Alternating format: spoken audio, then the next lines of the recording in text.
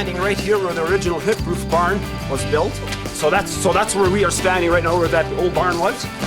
And this here is the new dairy facility connected by the old facility. And David K. Platt, who was my grandfather, that did that move from Lumenort area to here in 1919. And then in the 30s is when the typhoid fever hit, and there was all sorts of disaster that my grandfather and one of his daughters died in the same night, and they were a big family, but my oldest uncle, who was then 13 years old, was in charge of running the farm.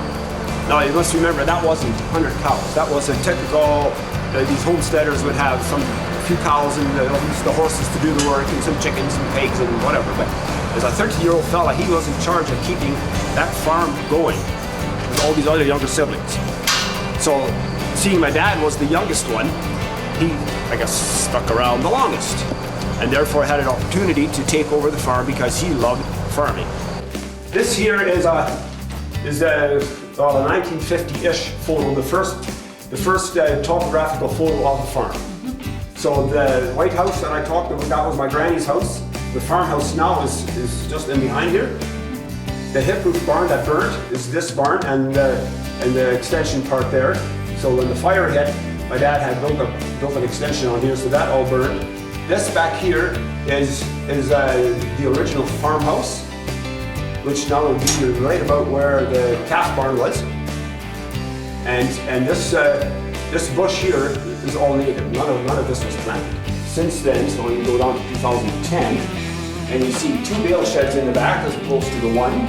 And here you see the big new barn. So it's just been built in 2010, so that was just taken when the barn was new.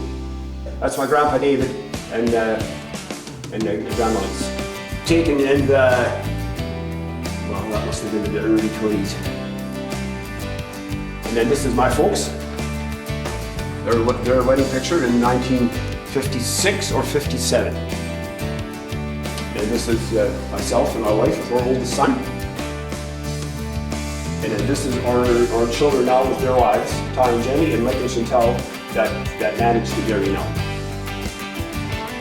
So that's the 4 generations right there.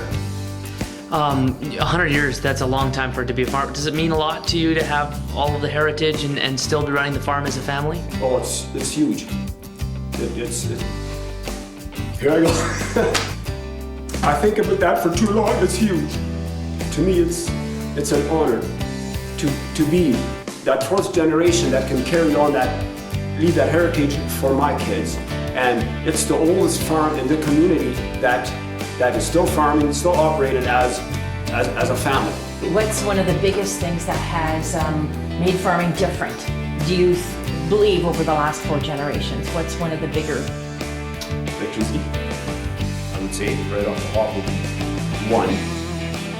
Equipment that takes a lot of manual labor out of it is another big thing. So now I sit in an air-conditioned tractor and I push buttons, and that's the way I make a hay.